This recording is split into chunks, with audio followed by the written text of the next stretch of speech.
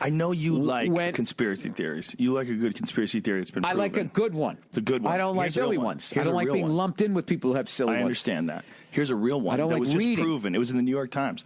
They proved that scientists were paid off by the sugar industry in the 1960s. Oh, yeah, I absolutely They were paid off to make saturated fat the culprit for all these diseases and fat people and heart attacks when it was actually sugar. I'm loving they were where trying this to is take the blame away from sugar and pin it on saturated fat. So bacon's these scientists, bacon is actually not bad for you. Saturated fat is actually not bad for you. There's a giant illusion that cholesterol, everybody thinks, your cholesterol's high. Dietary cholesterol barely moves the needle on blood lipids. Blood lipids, like when they measure your diet, when you measure cholesterol in your blood, has to do with a lot of things. This sounds great to me, but you're also a stand-up comedian. You don't have a white lab coat on. I'm sitting here like, okay, Dr. Rogan. I read these things. What gives people high cholesterol is, first of all, the LDL cholesterol, HDL cholesterol is good cholesterol and bad cholesterol, and you can have high of one, but if you have high of the other one, it balances each other out. I'll send you a podcast if you have the time to listen to it. It's fascinating. You can sit there long enough, you ferret. It's hard. It's hard to sit down and listen to this stuff. But there's a guy, Chris Kresser, who's on my podcast who explained it all and did it in a scientific way. One of the great names of all time. Chris Kresser. Chris Kresser. Coming out in a second period. Chris Kresser scores. Oh. But anyway, it's not cholesterol. It's a lot of it is hereditary. Like if you have high blood pressure or dietary cholesterol or high cholesterol. It's like with David Letterman. David Letterman, he didn't have an ounce of fat on him, and he needed open heart surgery. Yes. Yeah. A lot of that's hereditary. Some people just get a shit roll of the dice. Just like some kids are born with leukemia. I mean, it's not something you did. It's not like they've been smoking since they were a fetus. You know what my big fitness thing is? I'm big time into body weight. Oh, yeah. Body weight exercises. So I'm trying to get myself strong enough to do a front lever at 48 years of age. What's a front lever? Front lever is basically you hang from the chin-up bar, you bring your legs straight up, and you hang in there like a fucking table. And you got to put part of your weight behind the bar. So there's all of these exercises to Explain that. Okay. Hold on a second. So you do a chin-up. Do you remember planking? Yes. Just imagine if you did it on your back.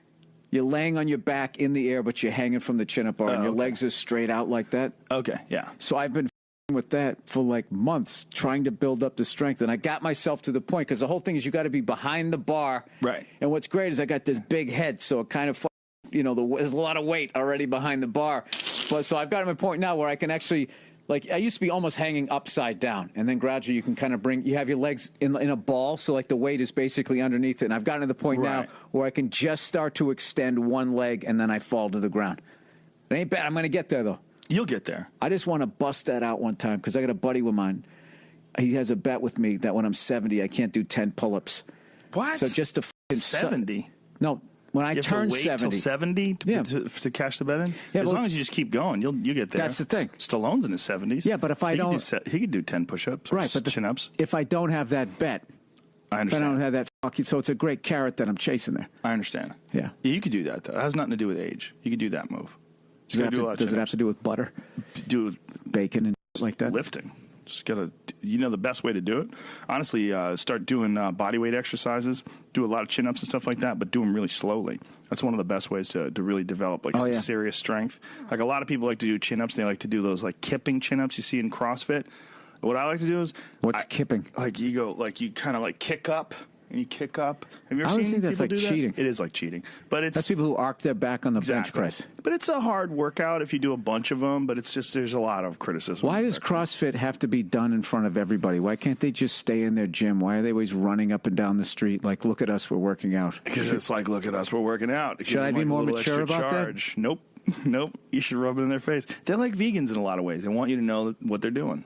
It's like that's part of the whole thing. It's like you become. There's a whole article about that, about it's replacing religion for a lot of people.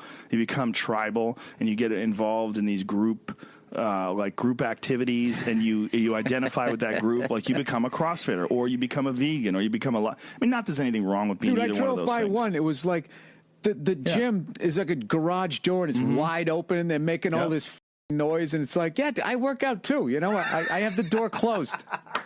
Listen to a little Iron Maiden lately. But that's part of the fun of it. They want everybody to know they're doing it. So you walk by, you go, wow, Billy's in shape. Look at him. Look at him. He's fucking lifting. He's doing presses.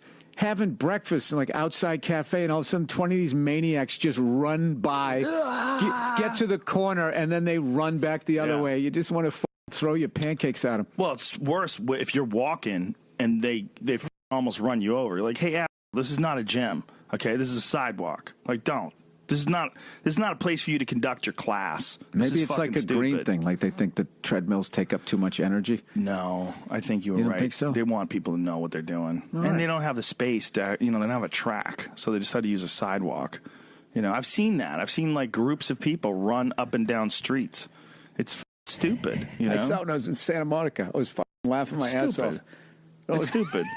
Sitting there running with fucking accountants.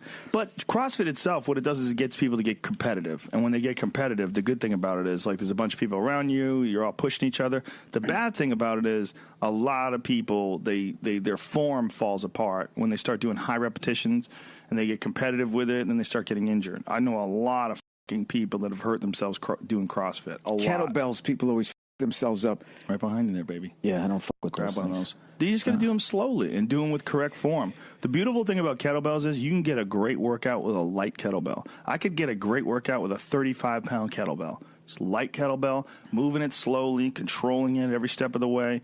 And you can do all sorts of exercises. Go from one to the other, and you get a full body workout that works.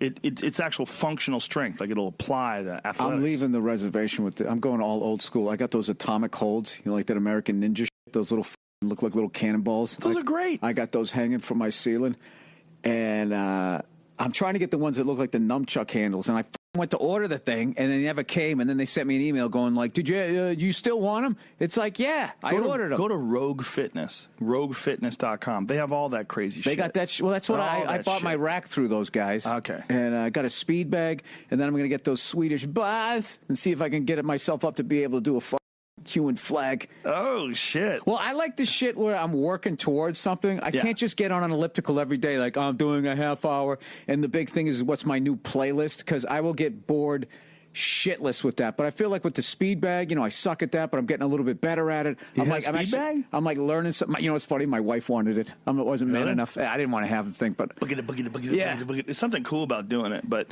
do you know, like, Julio Cesar Chavez didn't even know how to do that? It's kind of useless for boxing. I mean, it gives you a little bit of endurance for your shoulders. But when the last time you punched somebody like this? Imagine if someone stood in front of you and you punched them like this. Well, I think it was to build up. It was supposed to your timing, then also build up your arms so you could keep your arms up shoulder and protect endurance. your head. Yeah, right. But Julio Cesar Chavez, it's hilarious. He's one of the greatest boxers of all time, and he always used to laugh because he would like try to do it and he couldn't do it. Like he would, but then he could knock everybody out in the fucking gym. Everybody. Bam, bam, bam,